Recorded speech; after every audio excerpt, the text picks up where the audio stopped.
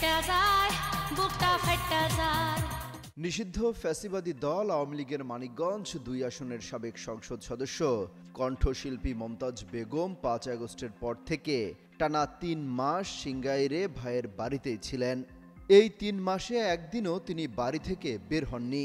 বৃহস্পতিবার তার আপন ভাই এবারত হোসেন নিজেই যুগান্তরকে এই তথ্য জানিয়েছেন।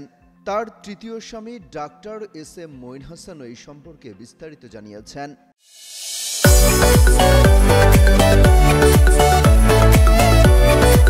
এর আগে সোমবার ঢাকা মহানগর গোয়েন্দা পুলিশের একটি দল ধানমন্ডির একটি বাসা থেকে মমতাজ বেগমকে গ্রেপ্তার করে।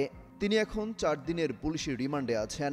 বৃহস্পতিবার দুপুরে এবারত হোসেন যুগান্তরকে জানান, তার বোন ৫ আগস্টের পরের দিন থেকে টানা ৩ মাস সিংগাইরের চর দুর্গাপুরে তার বাড়িতেই আত্মগোপন করেছিলেন।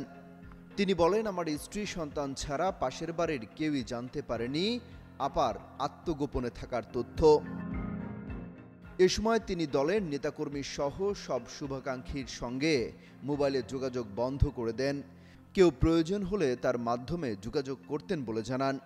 স্থানীয় সূত্রগুলো জানিয়েছে, মমতাজের ভাই এবারতের বাড়িসহ আশপাশের এলাকা সিসি ক্যামেরা দ্বারা নিয়ন্ত্রিত। বাইরের কোনো লোক বাড়ির আঙিনায় ঢোকা মাত্রই তাদের বাড়িতে কেউ নেই বলে জানিয়ে দেয়া হতো। সিংগাইরের আইনশৃঙ্খলা বাহিনী সহ বিভিন্ন গোয়েন্দা সংস্থার নজর এড়িয়ে মমতাজ বেশ আইসিভাবেই ভাইয়ের বাড়িতে ৩ মাস কাটিয়েছেন। এবারত হোসেন আরও জানান, তার আপার ঘনিষ্ঠ বান্ধবী নিপার মাধ্যমে নিপার নামে ঢাকার ধানমন্ডিতে বাসা ভাড়া নেন। কোনো এক মধ্যরাতে গ্রামের বাড়ি থেকে বোরকাপুরে বের হয়ে কাকপক্ষী জানার আগেই মাইক্রোবাসে সরাসরি ধানমন্ডির ভাড়া বাসায় ওঠেন। তিনি জানালেন, গাড়ির গ্লাস ছিল কালো রঙের। এবারত আরও জানান, নিপার স্বামী প্রবাসে থাকেন।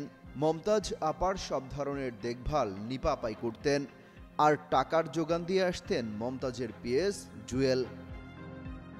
এদিকে মমতাজের আত্মগোপনের বিষয়ে জানতে বুধবার তার তৃতীয় স্বামী ডাক্তার মঈন হাসান চঞ্চলের মেসেঞ্জারে যোগাযোগ করলে তিনি যুগান্তরের প্রতিবেদককে ফিরতি বার্তায় বিস্তারিত জানান। বলেন, মমতাজ কিছুদিন সাবেক দ্বিতীয় স্বামী মানিকগঞ্জ পৌরসভার সাবেক মেয়র মোহাম্মদ রমজান আলীর মেয়ে রুকুন মোহাম্মদপুরের বাসায় আশ্রয় ছিলেন। এরপর তিনি নিপার ভাড়া করা বাসায় থাকতে শুরু করেন। তবে রমজানের ঘনিষ্ঠ স্বজন সানোয়ার হোসেনের সঙ্গে কথা হলে তিনি এই তথ্য মিথ্যা দাবি করেন। অমিত হাসান রবিন, যুগান্তর নিউজ।